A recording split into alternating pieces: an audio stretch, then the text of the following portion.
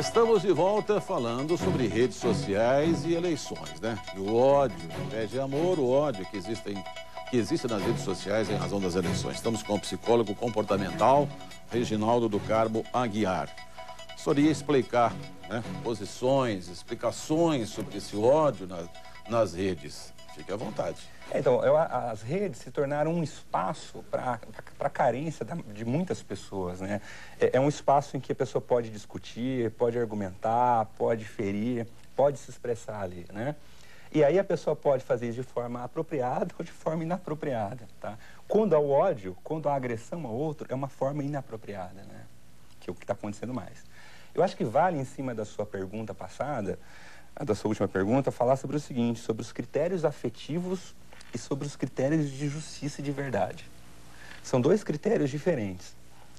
Quando você entra numa discussão, se você entrar com o seu critério de justiça e o meu, se você vem de uma classe social menos favorecida e eu sou de uma classe abastada, provavelmente os nossos critérios de justiça serão diferentes. E aí o que vai acontecer? A gente nunca vai chegar em um acordo. Vai ser muito difícil entrar num acordo. Por isso que quando a gente entrar numa discussão, nós não podemos também somente ter critérios de justiça de verdade. Nós temos que ter critérios afetivos, que aí entra a questão da ética. Quer dizer, que comportamento que eu tenho para não ferir o outro? Quer dizer, que comportamento que eu tenho para a manutenção do meu relacionamento com qualidade? Mas aí, os partidos, e agora eu vou falar principalmente do PT, não seria culpado por estar disseminando essa luta de classes, principalmente, ou de tipos essa divisão geográfica no Brasil? Existe o povo do Nordeste e existe o povo de São Paulo. Sendo que não existe essa diferença, mas parece-me que está sendo criado isso para alavancar voto. Isso aí já é a forma inadequada, não é? Ou não? Eu acho que dos dois lados hoje. Assim, o PT ele vai usar essa estratégia porque vai favorecer ele. O PSDB ele vai usar outra estratégia que vai favorecer ele. Então, na verdade, os dois estão usando o tempo inteiro estratégias para tentar influenciar a população inteira. Mas essa de dividir a luta de classes, você acha que isso não gera mais ódio? Então, eu não sei se o PT está fazendo essa divisão, porque é uma constatação também, não é? A gente percebe que a distribuição de renda no país é absurda, né? 10% da população brasileira tem mais de 50% da riqueza do país. Agora, pegando esse gancho, tanto a Dilma quanto a Aécio, eles estão extremamente agressivos no debate. O debate da Band, por exemplo, mostrou os dois, um xingando o outro. Você é mentirosa. Ela falando para ele, o senhor é leviano. Até que ponto que esse tipo de confronto atinge o eleitor para decisão de voto? Ou como a gente faz essa análise comportamental dos candidatos? É interessante esse xingamento entre os dois candidatos? Isso também provavelmente entrou como uma estratégia também política. Porque eles tentavam mostrar o que eles fizeram, tentaram mostrar algumas propostas, e é que eles percebiam que quando acontecia o Ibope, quando acontecia uma pesquisa ali para saber a intenção de voto, não havia um aumento. E aí algum dos candidatos começou a atacar mais e percebeu que aumentou a quantidade de votos. Né? Então, eles acabam usando essa estratégia de agredir ou de mostrar sempre a ferida do outro. Agora, né? quando você analisa... Inclusive dos dois lados, né? Então, Tanto na verdade, sim, dos dois. Tanto o Aécio quanto a Dilma, eles estão se atacando. Agora, sim, o que resta para nós, os eleitores, de quem que é o candidato verdadeiro? Entendeu? Às vezes eu fico me perguntando, quando eu vejo a Dilma, quando eu vejo o Aécio no segundo turno, ou quando eu vi os embates no primeiro turno, quando você tinha uma Marina Silva junto, uma Luciana Genro, quem é o candidato que nós estamos votando? É o candidato do marketing, ou falando comportamental? Ou nós vamos votar, comprar uma coisa e levar outro produto para casa? Eu acredito que se você ficar só vendo o debate, você vai comprar mais o marketing do que, de fato, quem é o personagem real ali, tá? Então, é necessário você ir um pouco além. Mas onde que eu pego isso? Né? Existem alguns livros, não é? E existem algumas opiniões de alguns intelectuais muito interessantes. E aí vale a pena você sempre dar atenção para aquele intelectual que não toma partido, mas que tenta fazer uma análise do político, da história desse político, e de propostas desse político e até do partido dele. Tá? E existe isso na internet, é importante ver. Literatura, livros, há livros então, também para mostrar um pouquinho. Só que o eleitorado não vê isso. E aí ele vai votar no marketing, vai votar no candidato fake. ou tucano ou petista, né? É isso.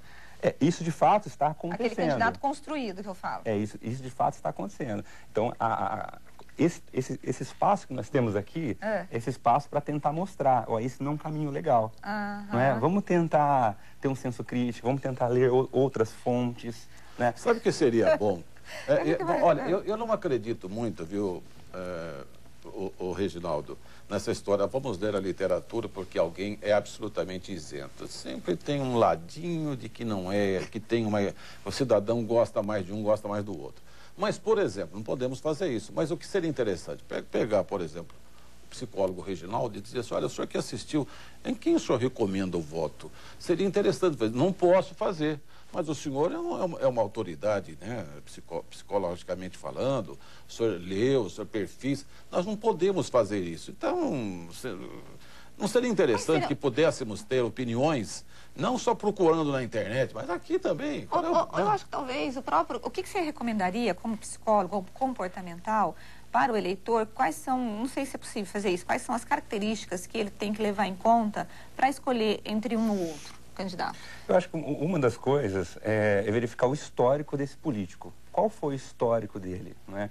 Quando ele esteve no governo, quando ele esteve atuando enquanto político, o que ele fez de melhoria para a população?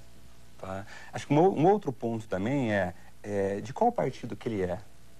Quer dizer, como esse partido ele funciona? Quais são as origens desse partido e, atualmente, como que ele atua? Como que está sendo a atuação desse partido? Para que grupos ele está trabalhando? Para que grupos ele não trabalha? Não é? Você sabe que, Zé, eu estava pensando, quando eu estava assistindo o debate, gente, não é fácil você enfrentar o seu opositor. É uma adrenalina descomunal. E eu admiro tanto a Dilma quanto a Aécio, quanto a Marina, quanto todos os candidatos que participaram no debate, mas principalmente nesse último da Dilma e do Aécio na TV Bandeirantes, porque é o confronto mesmo entre dois caras que estão brigando por administrar o Brasil. Quando você... eu imagino que as campanhas devam, inclusive, pedir ajuda de psicólogos comportamentais, né? Se um candidato explode naquela hora, ele pode perder voto? Ou dá pra gente imaginar? Porque, assim, o que eu preciso? Eu, por exemplo, gosto de ver se o candidato tem autocontrole, se ele consegue administrar o nervosismo, porque numa situação de crise, esse candidato ele vai estar muito mais propenso para acertar do que para errar, né?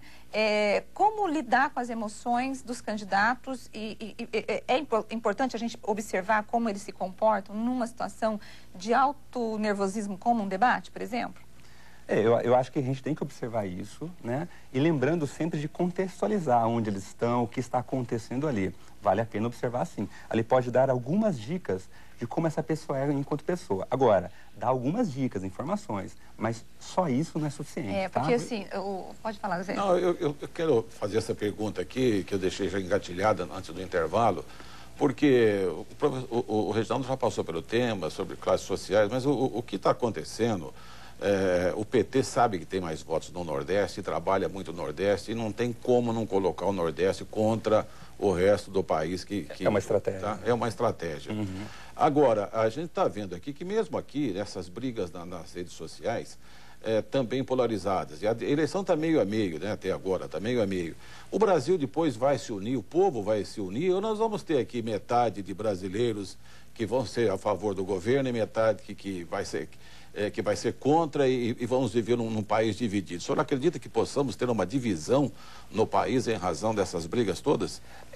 Eu acredito que o Brasil ele só é unido, Zé, só quando ele está no futebol. Ele se une, e às vezes para criticar o técnico, ou os jogadores, mas ele se une. Isso em época de Copa do Mundo, você está falando? Infelizmente, o Estado brasileiro não tem um projeto de união de toda a população brasileira. Não tem esse projeto. E a população brasileira também ela não é unida. Ela se junta em grupos. Por exemplo, grupos religiosos, né? Grupos ligados a classes econômicas ou classes sociais. Então, ela vai... Ou grupos de negros, né? Grupos de homossexuais. Mas não há um projeto de união desse país. Agora, quando nós tivemos os protestos, né, no ano passado, foi uma revolta que uniu o brasileiro ou não? Você tinha lá os grupos e depois os black blocs vieram e acabaram assumindo esse protesto? Em relação a isso, Rose, o que aconteceu no passado, até hoje, existem vários filósofos e sociólogos que eles têm dificuldade de entender o que aconteceu ali. Então, existem várias teorias, várias hipóteses, tá? Eu acredito que ali envolve um descontentamento, né, com os governos, né? Principalmente do governo federal, tá? Porque se estivesse um descontentamento com o governo do Estado, o Estado teria perdido e ganhou. Então, acho que um descontentamento com o governo federal, tá? E aí eu acho que também entrou muitos oportunistas ali para se aproveitar da situação também. Tá? Bom, vamos terminar, né, Zé? Reginaldo, temos que terminar o programa, né? A gente só pede paz na internet, né? Paz na internet, paz na vida, por favor, né? A gente que faz programa assim, né, de televisão ou de rádio e dá opinião, e a gente também passa por maus momentos. Zé, e tem uma coisinha que está rolando na internet dizendo assim, vamos amar as pessoas como se não houvesse eleições. Pelo amor de Deus, gente. só faltava isso, né? A gente elege cada um e ainda fica brigando aqui, né? Muito obrigado pela presença, viu? Muito obrigado, Zé. Muito obrigado, Rose, pelo convite. Sempre às ordens. Nós é que agradecemos. Obrigado, viu, Rose? Obrigada. E obrigado a você. A entrevista coletiva estará de volta no próximo domingo. Até lá. Tchau, gente.